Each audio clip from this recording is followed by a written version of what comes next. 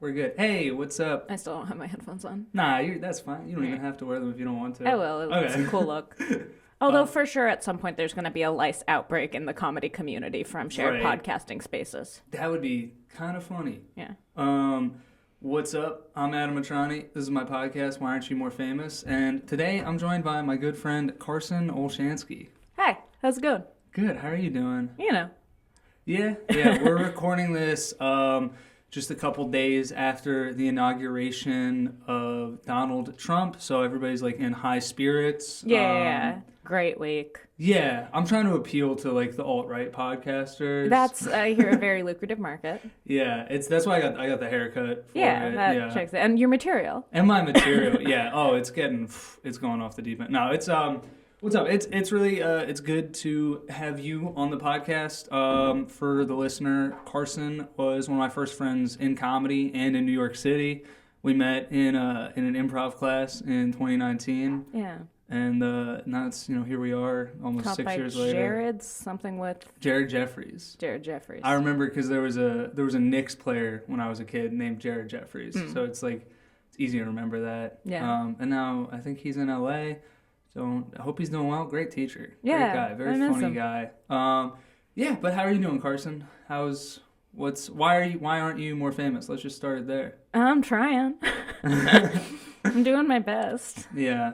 Well, you are one of my more famous friends. By a very, very specific definition of the term. Yeah. Well, and that's a funny thing about like fame in this day and age is that there's kind of a wide range of definitions. And this is something I was talking about with Mike Kaplan when I had him on about how I asked him this question, and so far I think you have the shortest answer, and he had the longest where he spoke for 20 minutes uninterrupted before I was eventually like, all right, I guess this is just going to become a monologue. That's when Kevin and I had him on our podcast. It was similar. We asked him the question. He kind of just kept talking. And we were like, well, I guess our work is it's done. like, oh, I guess he did he did it. Yeah. He did the podcast. It's kind of like a Rube Goldberg machine. We just have to kind of flick the marble. He's one of those guys where it's like, I feel like if you talk to him on the phone, you could walk away, ask him how's your day going, and then just walk away. No, but then when you came back, you would miss 17 callbacks to what he'd said while you were doing the dishes. Oh yeah, and I mean, yeah, he's a good guy. He's a good guy. I like Mike.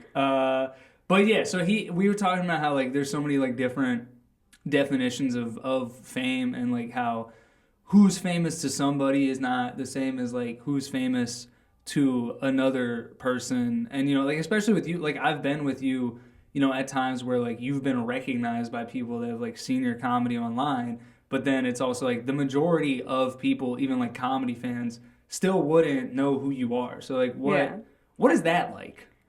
I don't know. It's odd. It's a little strange getting recognized, but it still happens rarely enough that when it does, it's cool. Yeah. It's weird because we have a lot of friends who've had moments of social media fame. Mm-hmm.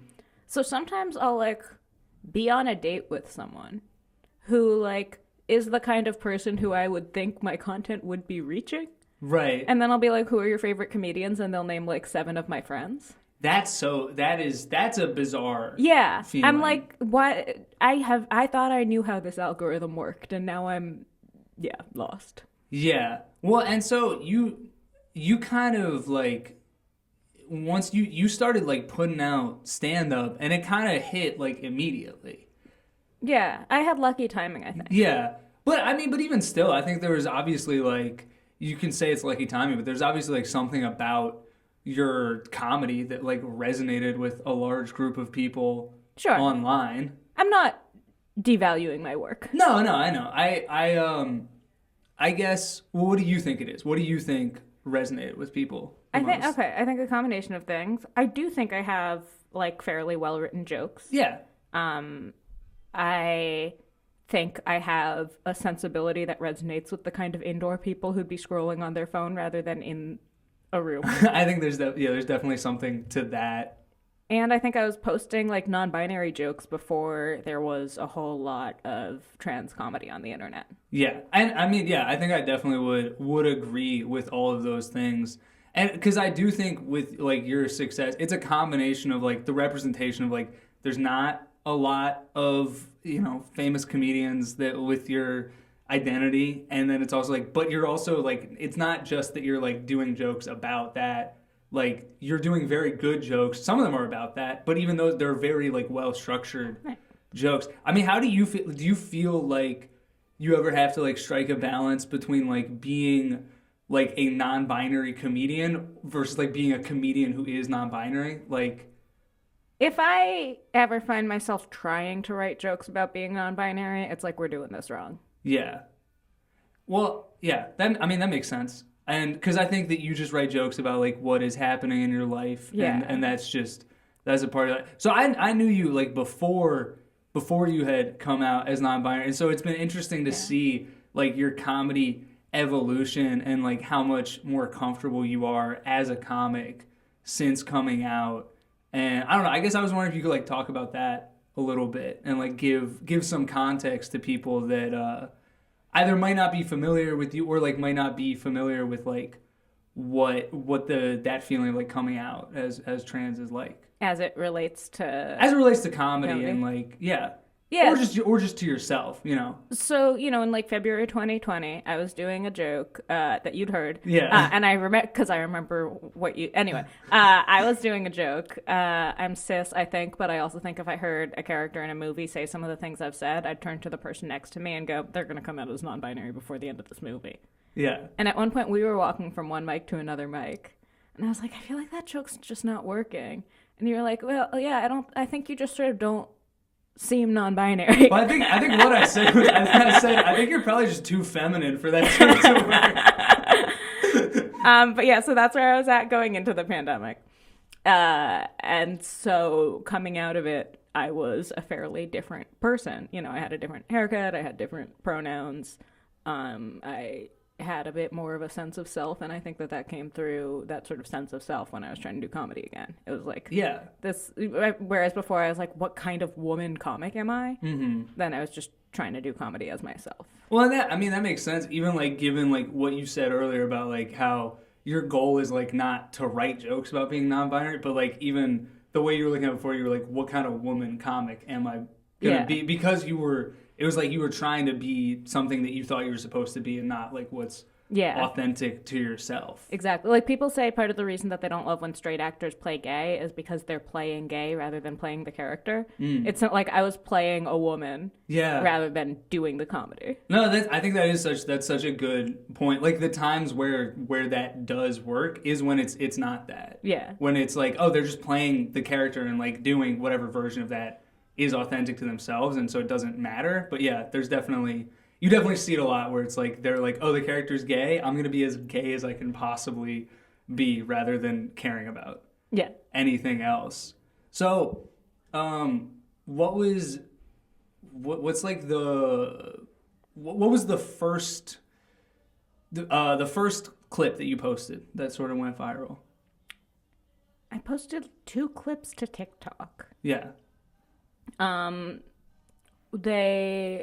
bearing in mind, after those first clips, I had very little TikTok success again. Mm-hmm. But one was it was something to the effect of like, I'm non-binary, I use they, them pronouns unless you say other ones, I'm not confrontational. Yeah. And then it was the joke about how like coming out as non-binary is boring. And I think that one resonated with trans indoor kids. Yeah. And then the other one was that string of jokes about various indie rock artists. And that, like, both, I remember because I posted them, and then, like, a couple hours later, I checked my phone, and they had maybe, like, 2,000 views each. And I was like, 2,000 people I don't know have seen my jokes. Yeah. I mean, it is a crazy feeling, but then especially, like, for it to be like, no, it's, like, way, way more than that. What's been I mean, do you know like the demographic of people that are watching? Like I'm sure that you get people like DMing you. What are those DMs? Is it people being creepy? Is it like trans kids being like I feel represented? Like what's the breakdown? It's some trans kids. It's some trans adults who are just like, I get the sense maybe living in places that don't have a lot of representation. Mm-hmm. It's a lot of like parents of trans kids Oh. being like, this was so helpful to see. Wow. Those are the ones that have been among the more moving. Yeah, I mean that makes sense. That sounds pretty moving. So okay, so let's go back to the beginning. What was your like origin story as a comic? Because you grew up in Brooklyn, and your parents were pretty into comedy, right? Yeah. So I started getting into comedy, but not necessarily stand up in like high school, because my brother was watching all the NBC sitcoms, and then I NBC read Thursday Night. Yeah, that was great. Oh my fucking God, it was the lineup. best. Can I curse? Oh yeah, you can say whatever you want. Okay. Nobody listens to this. Awesome. This doesn't. I mean, as of right now, because I haven't released an episode yet, literally no one listens. But yeah, you can curse.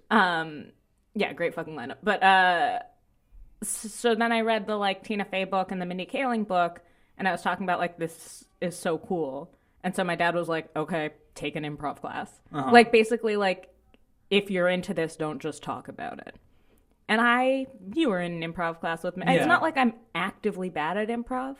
It's just like nobody would see me do improv and be like, that's a person doing the thing they're born to do.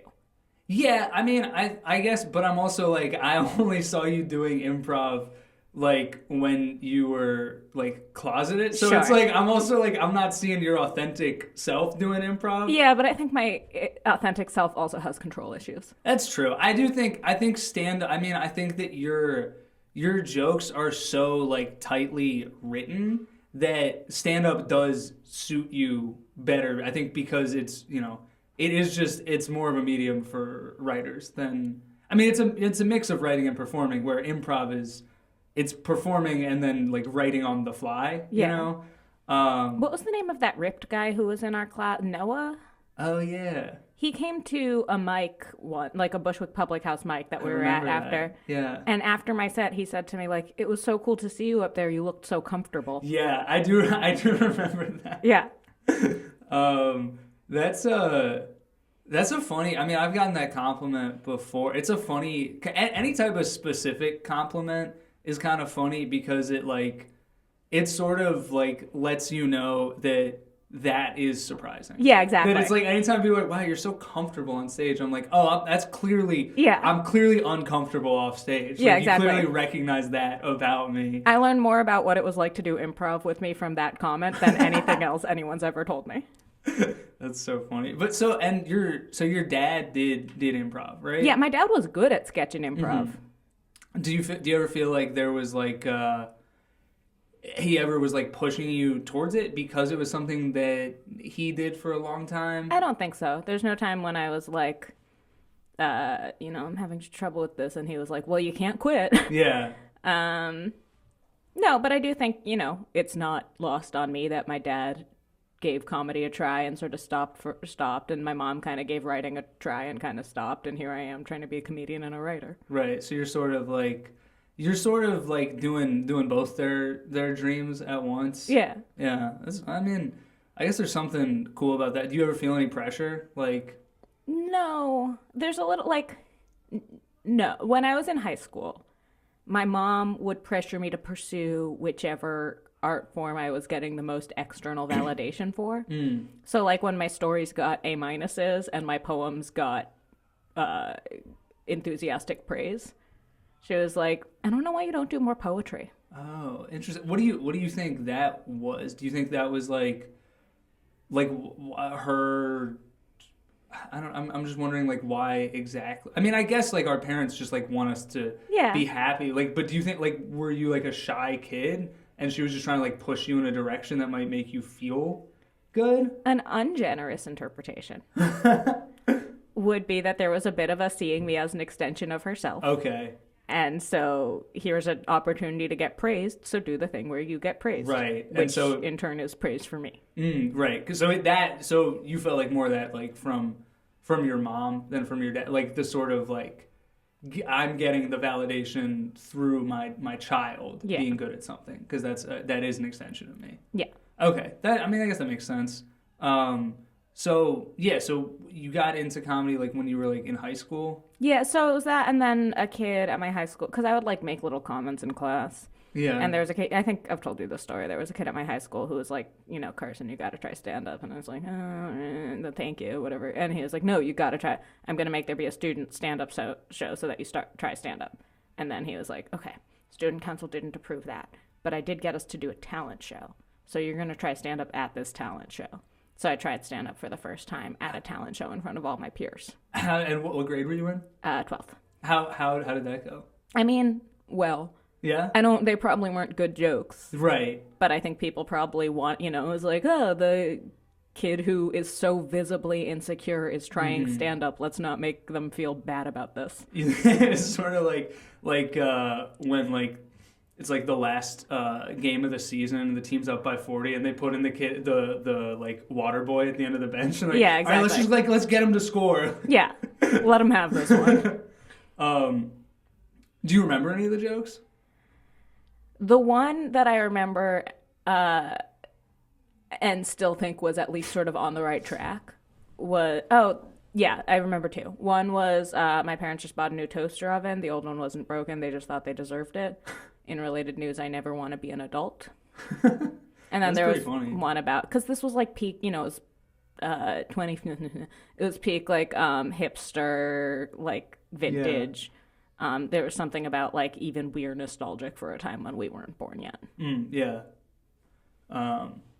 Yeah, so I mean, there's like a seed of a joke in that toaster. It's like, one, okay, that's an observation. Yeah, and I think I started stand up when I was in college, so like really only like a couple years older than that, and it's like even then like the majority of my sets it was like a series of observations that like some of them I later turned into jokes, and then others just like kind of like died, but like. Oh, here's one that I like. Okay. It was about studying how I remembered the SAT words.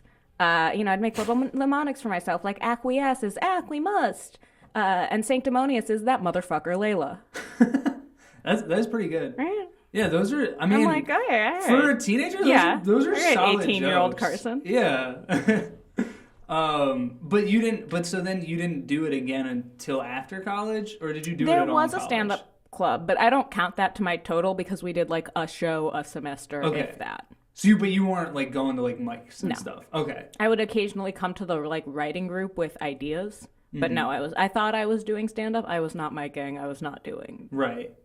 But I mean, that's kind of like that is I think for a lot of people like just doing it once when you're that age, like I would like in like high school and college, like for classes, I would like write poetry sometimes. And I was like, I'm a poet. Yeah, exactly. And it's like, you don't really understand, like, no, there's like a serious level of like work ethic you have to like call yourself this thing. Even if it's not like, and that's not to say like, oh, we're so important as stand-ups, but it's just like, you have to do the thing to call yourself. Yeah. The thing. Well, like, and it was like, Charlie Barty was in my college stand-up class, and he was actually doing stand-up. Yeah. And I remember at stand-up club, did I say class? I meant club. Yeah. Yeah. And I remember every time we saw him, we'd be like, that's a different thing. Yeah, he's really funny. He's one of those people where like he just has like a natural. But he was also working it, and I didn't realize at the time yet that like that was so much of the difference. That it was not just like obviously he does also like one of the funniest people.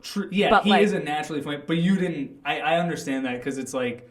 That feeling of like they're just better than me. Yeah, and exactly. It's like, no, that might be true, but they are working harder. Yeah. Which is that's a really hard thing about moving to New York and doing stand up is that I think I had that realization moving here because in Vermont, I was doing like 3 mics a week because that's what there was. Yeah. And then I moved here and like 3 mics a week is a very small amount. And it's also one thing that's almost exhausting about doing comedy here is you could always be working harder. Yes, because there's always somebody better than you. Like, and there's always going to be somebody funnier. There's always going to be somebody working harder. And you even see it happen so much where like these people that you see at mics that you don't really think about, and you're like, that person's fine. And then all of a sudden, they're amazing. Yep. And then all of a sudden, they're the funniest person and I mean, I think, honestly, probably for a lot of people, you were one of those people. Like, where I think that, pre-COVID, I don't think people necessarily, thought about you. You were just an open mic comic, and then, you started to get a little more success. And and that's not to say like that was like that's because you work hard and you write good jokes, but it is just like you're gonna get, if you don't work hard, you're gonna get lapped by people. Yeah. Yeah. So I want to get back to college. So like, what were you doing in college? I was trying to be a fiction writer. Okay. Like who were your inspirations? The fact that like no one immediately springs to mind should tell you just about how serious I was about that dream. Yeah. Yeah. No, I mean like, yeah. I have a similar thing to that. So, I was like a little into poetry freshman year of college, and I was talking to these guys who like were seriously into poetry, and this is when I realized I was like, I'm never gonna be a poet, because I was in fairness to myself, I was pretty drunk and high, but they asked me, who's your favorite poet, and I couldn't remember Langston Hughes' name, and so I said, that black guy. Yeah, so, and that's a sign that if you're calling Langston Hughes that black guy, you probably don't like poetry that much. Yeah. Yeah, for one thing, if you like think there's only one. Yeah, exactly. Yeah, and I don't, never saw those people again. Okay. I mean, I probably did, but Yeah. that was an embarrassing moment. But yeah. I think it's important to share those. Okay, so you were writing fiction. What were you writing about? Do you remember any like short stories or things that you wrote? It was a lot of like fraught dynamics between two strange people. Mm-hmm. Like realistic fiction, but strange people. Go. What do you mean by strange?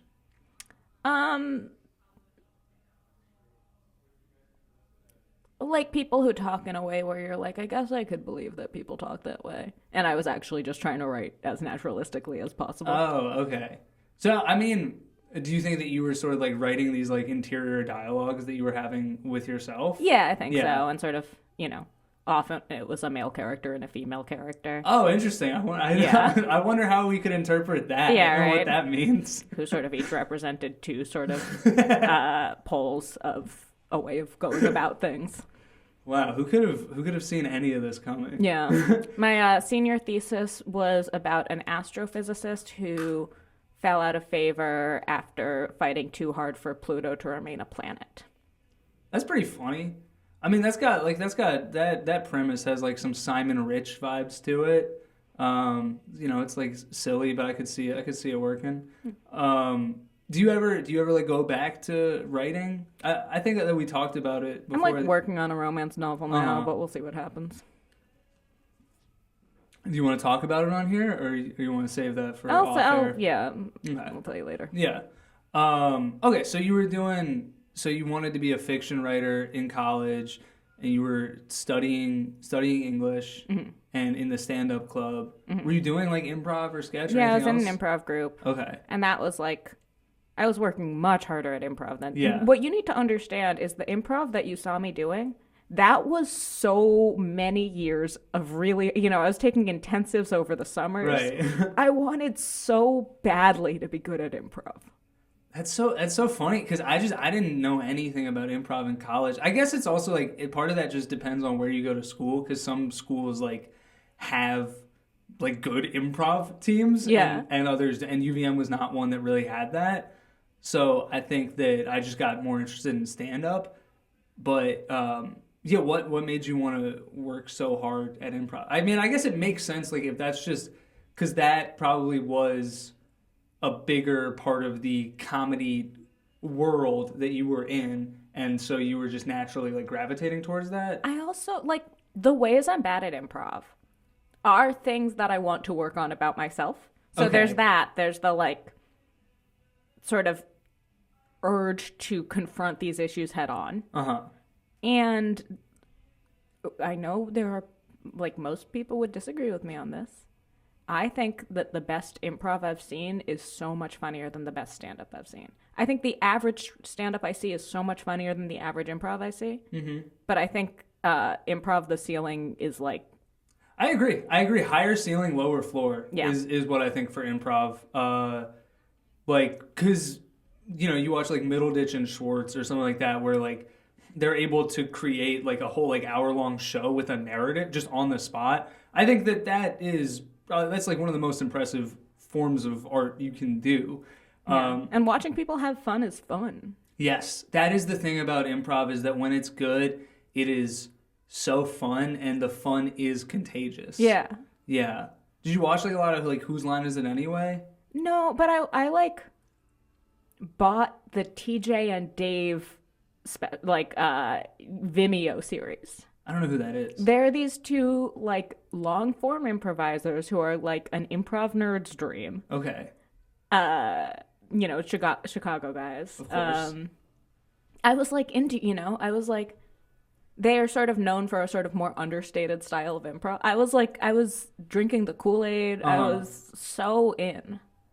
If I had been good at improv, like, thank God I wasn't. Yeah, you'd be just such an annoying person. And like, yeah. And like, what were you gonna say? Well, like, obviously people do achieve phenomenal success through improv, and I have not achieved phenomenal success through stand-up yet.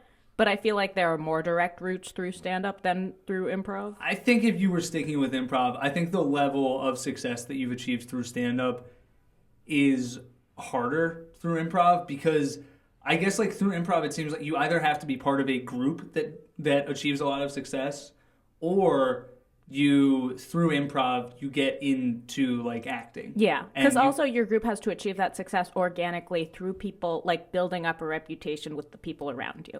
Because it doesn't translate to other forms. Part of what makes it, like, in some ways, especially when it's really good, a better experience is that it's only for that room in that moment. Yeah, and so for that reason, I think like the kind of success that you've had with stand-up, which is, having clips go viral online, is much harder with improv. Yeah.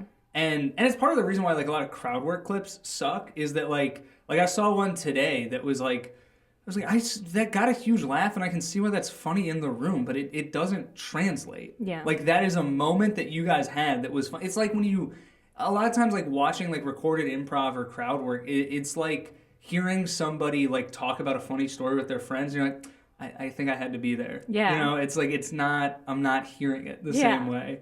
So, did you think about, like, moving to Chicago and doing, like, Second City or anything like that? Probably. I never got very far into making plans, but it was probably something that was on my radar as a possibility. Mm-hmm. But I think also, like, I grew up here. Yeah. And there was improv here. Yeah. And so, like, it wouldn't have been my first step. Right. What were you like as a child? I know I was talkative. Okay. Because everyone always wanted me to shut up. Okay. I was a big drawer. Yeah. Not much different there. Yeah. Moody. Yeah. Not much different there. What were you like as a child?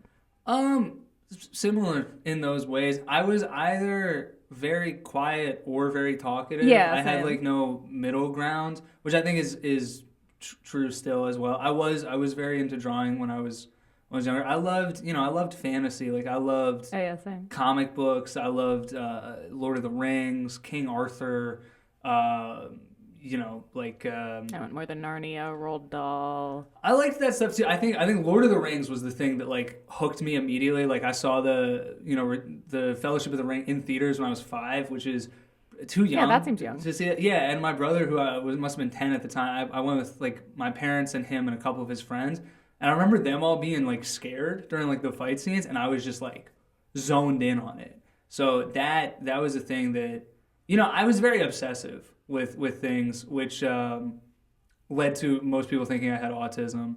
Do you? I probably not. I don't know. I think I just have like ADHD. Just kidding. And like, yeah, you're good. And like some like obsessive tendencies.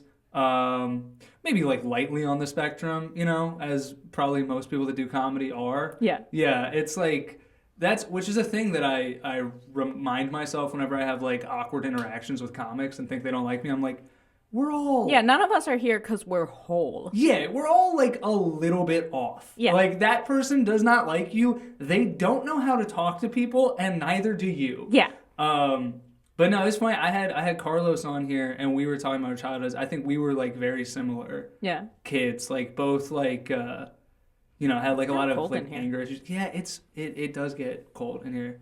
You can put your jacket on if you want. I can vamp. Yeah. We do that.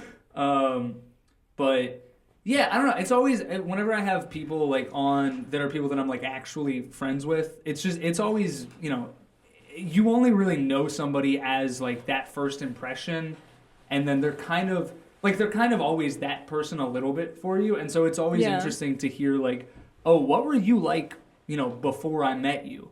And I feel like I've heard a lot of college, like stories of your college life, but not many of you as a kid. Yeah. You mean like through my stand-up? And just sort of, I feel like we've spoken more Probably. about I think it's just more your recent. college life. Yeah. I guess we met not long after you graduated college. Right. Yeah. I mean, I was only, because we met in 2019, it was like just a few months after I graduated. Yeah. So it was, I think that's just the thing that was like the most fresh. And obviously, and like you've met some of my college friends that live here. Yeah. And like, I don't really, I'd say I'm like closer with my, childhood friends, but with the like 3 that I keep in touch with. But like anyone I've met?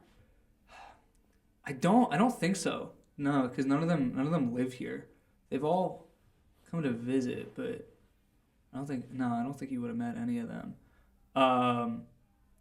But yeah, here's a funny childhood story that I thought of when you were talking about the talent show. So when I was in, and I don't remember if I told this on another episode before. So apologies to the listener. To your regular listeners. Apologies to my mom, who was probably going to be the only listener. Yeah.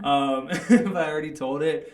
But so when I was in 5th grade at my Hebrew school, there was a talent show, and I had just started playing guitar. And so I really wanted to play Wonderwall on guitar because obviously, it wasn't hack yet. No, it wasn't hack yet, and it's like it is an easy, good song to learn. So it was one of the only songs I knew how to play. But I got so nervous at the thought of singing and playing guitar at the same time that instead I pivoted and did an a cappella version of "In the End" by Linkin Park. Somehow, in my 10-year-old brain, rapping and singing "In the End" by Linkin Park with no musical accompaniment was less embarrassing than struggling to play guitar and sing Wonderwall. Aww. I kind of wish I had a video of that, because like now it's far enough. At the time I was like, I hope nobody ever knows that this happened. But like now it's far enough away that I'm like, I would like to see that. That's probably hilarious. That's how I feel about. I went to this camp with all kinds of activity modules that just never should have been allowed. And one was just air band, where we played air guitar and air drums and shit to a bunch of different songs. Oh, that's awesome. And I ended up lip syncing Skater Boy by Avril Lavigne in front of the whole camp, backed by an air band. That's sick. That's so great. I at our camp we had Shabbat concert. Mm-hmm. That was our little talent show on Saturday nights. And so when I was 10, I guess around the same age, I was obsessed with Weird Al, and I did sort of like a dance, like lip sync to White and Nerdy, and that is probably was embarrassing. Yeah. And I was like, I killed that shit. Yeah. Which is, I think that's the kind of like irrational confidence that will later make you a stand-up comedian. Yeah, you gotta have a little of that. You gotta have a little bit of like feeling like, despite what reality says, I am great and hilarious. Yeah. What was your camp like? It was like, so the first summer I went to sleepaway camp was this huge camp, kind of Goisha vibes in Pennsylvania. Jewish? No. Okay. But the camp that I went to after that, also not a Jewish camp, but still like a 3/4 Jewish camp. It was kind of a hippie-ish camp in New Hampshire. A lot of, we would have like morning meetings that would end with the sounding of a gong. Okay. Yeah. Yeah. So like very, very hippie vibes. Yeah. How long did you go to camp for? Maybe like 4 or 5 years total. And then by like the summer before 8th grade, I started doing summer programs. Okay. What were the summer programs? I did a kayaking trip. I did an art program.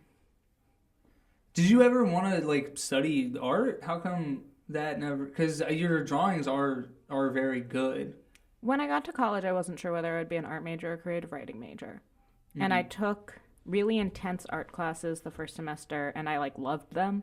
Like, they were the kind of art classes that, like, make you feel less valuable as a human being because of the kind of feedback that you get. Oh, yeah. And I'm all in for this. Yeah. Obviously, I loved Whiplash. Yeah. Like, that's the frequency I was tuned to.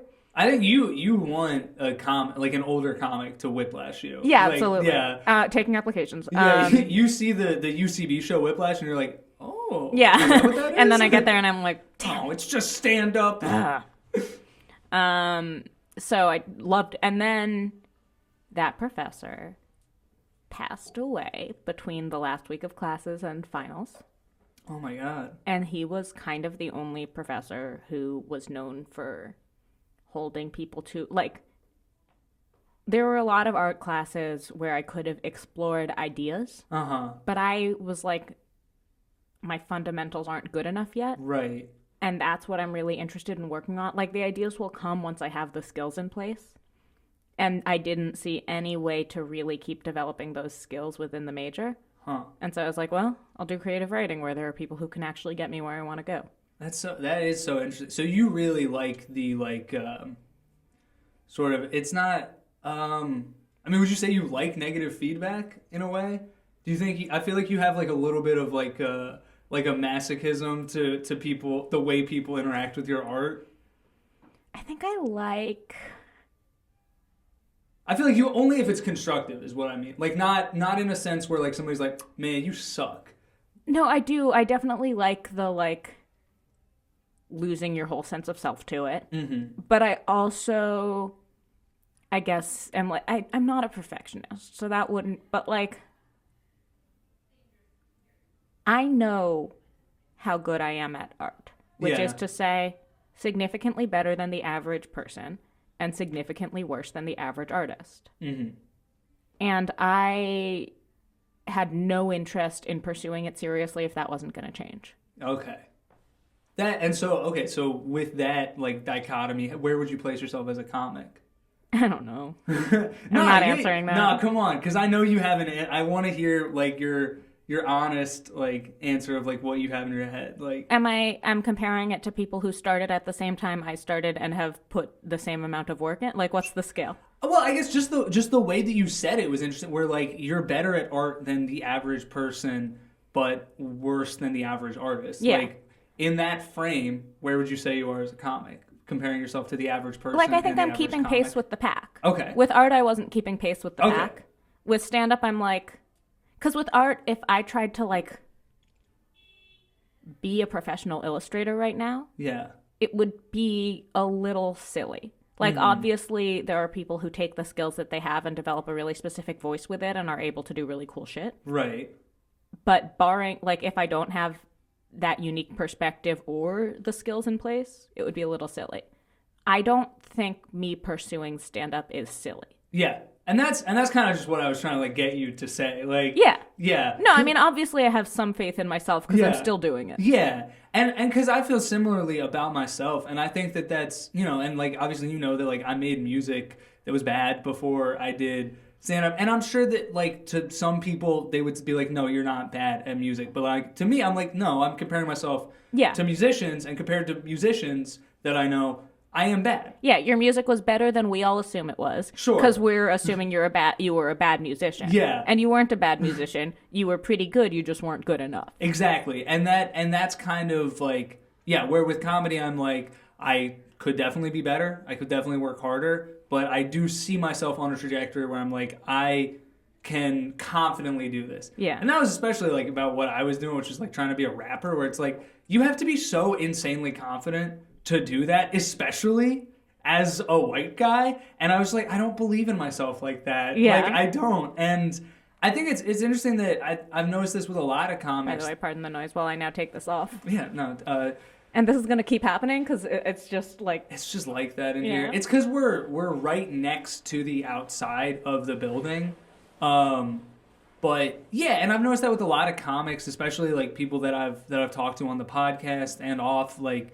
that so many comics we have failed at some art before finding like, oh, stand-up is the thing that I want. And even, I think in your case, you could even say like, not that you failed, like you're a talented illustrator and you can do improv and you can write, but like, not that but you tried a few things before maybe like finding the thing that suited your voice the most. And I think it's also stand-up has had more instant gratification. Yeah. Like, you can write a whole short story and learn at the end that it's bad. Mm-hmm. I feel like you can write a joke, try it that night, learn it's bad. That's it. I love that. I love that about stand-up. You can learn a joke is bad before it's over. Yeah, exactly. You can learn a joke is bad by the first line. Before you even say the punchline, you're like, that setup is so bad. Yeah. Nothing can save it. And then it's an amazing feeling when the setup doesn't work, but the punchline is good enough to save it that then I'm like, all right, maybe I should believe in myself. But yeah, so as someone who, like, I'm not great, I don't have the longest attention span. Mm-hmm. So, like, stand-up, that sort of instant hit of, like, does this work, does it not? Great, let's keep going.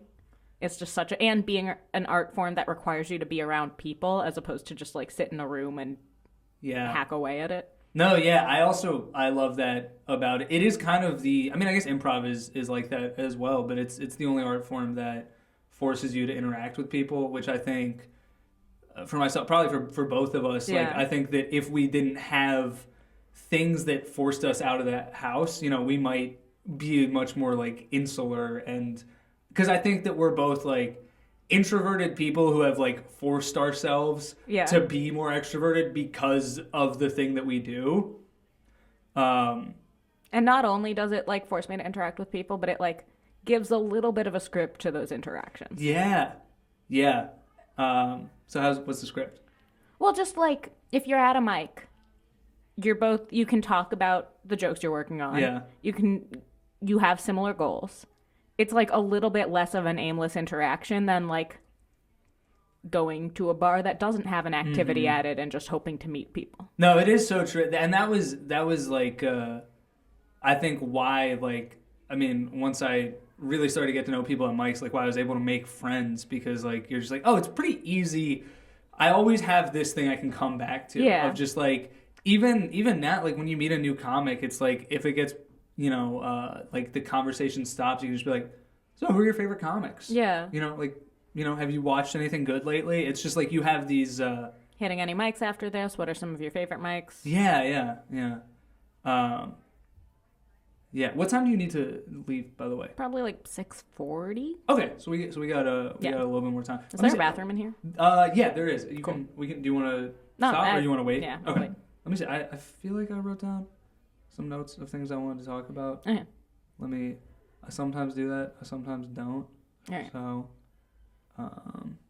while you're doing that, who's your favorite parent? Favorite parent? I fight less with my dad, but I think I have more interesting conversations with my mom. What about you? I think that my mom and I are closer in that we have more real conversations, but those conversations can get more painful than any conversation. Like Yeah.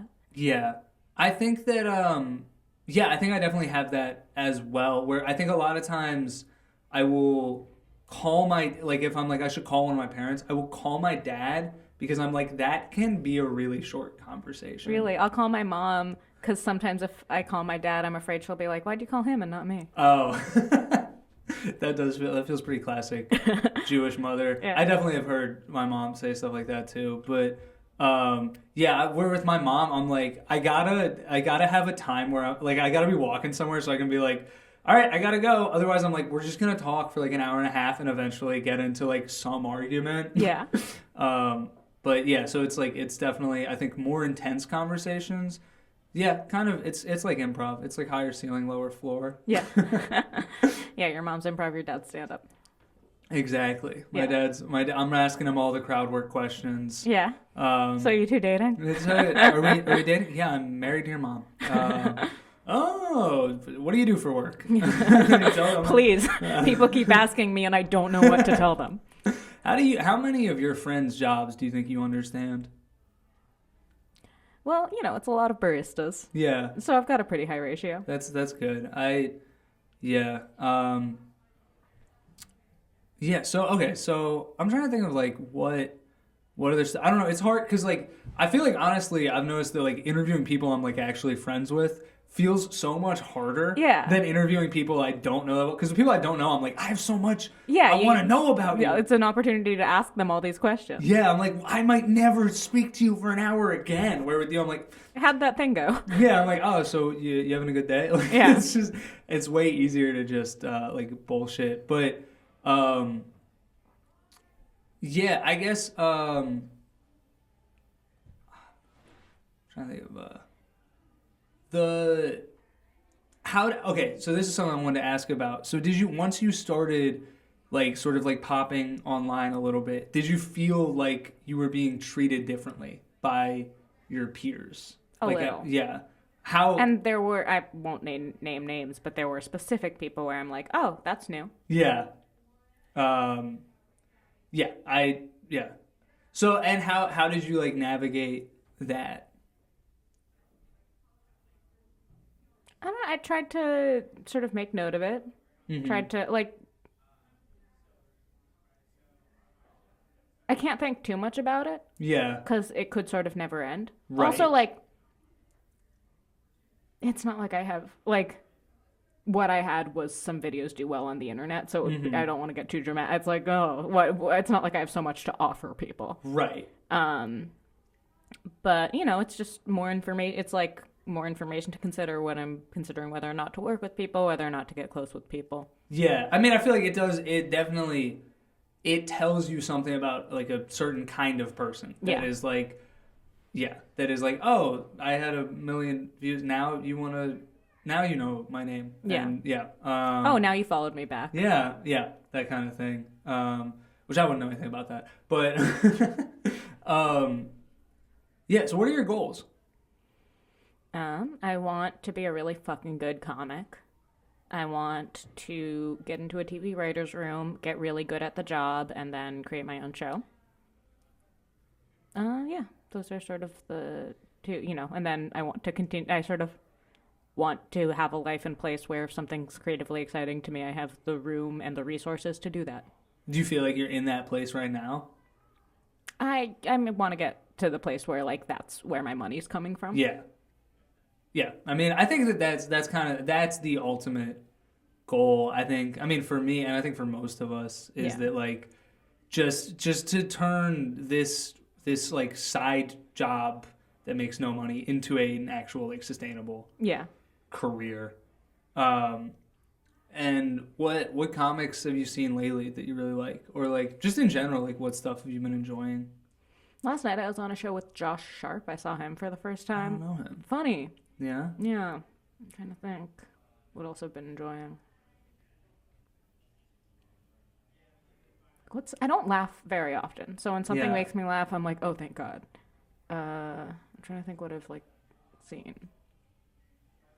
Oh, Gary Gulman's show was so fucking good. Oh yeah, I really want to see that. I mean, he's so good. Is it like, so it's a solo show, but is it like his stand up, or is it like different? It's, you know, a solo show where like there are parts that are laugh out loud funny and then you're crying. Okay.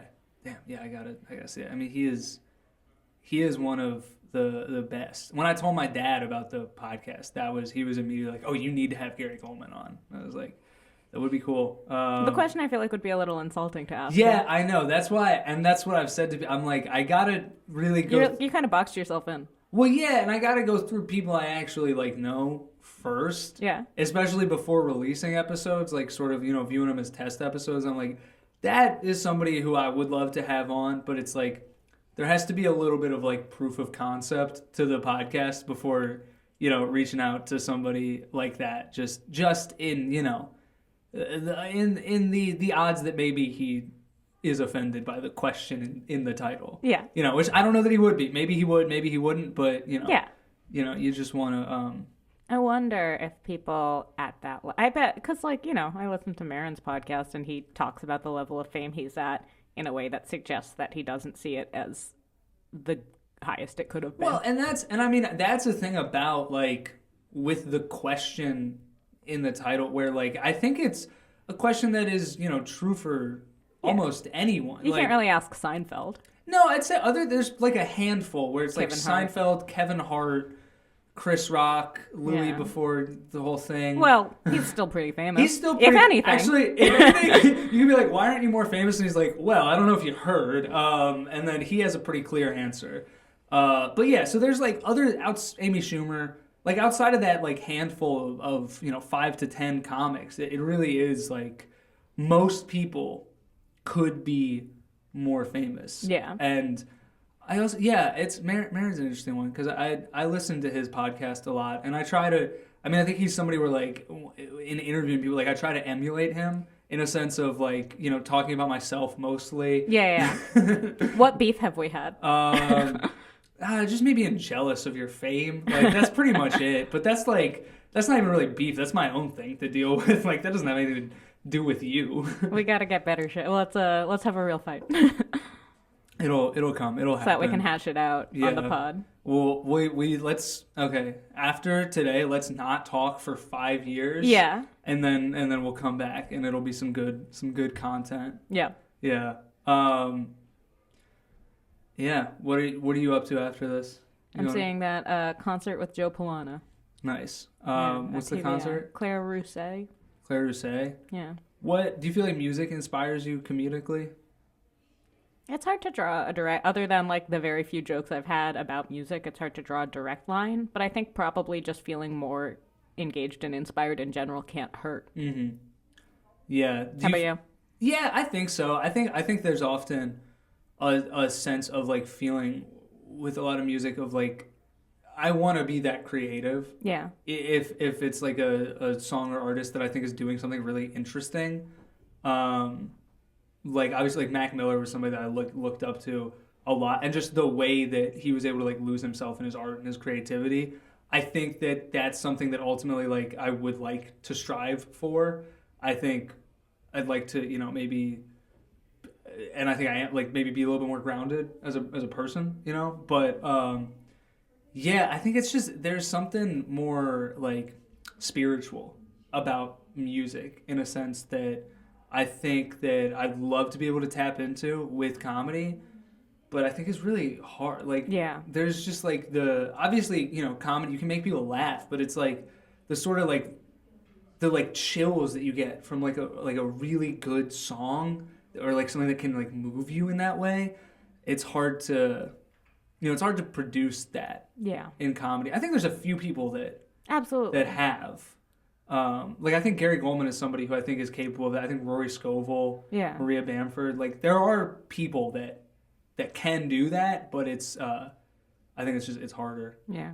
All right. Well, we can wrap it there because you got somewhere to be. But yeah, thanks so much for doing the podcast. And let's hang out. Yeah. Let's hang out soon without mics. Yeah. And what is one thing you want to recommend to the listeners, and where can people find you? What do you want to plug? Hang on, let me think about it.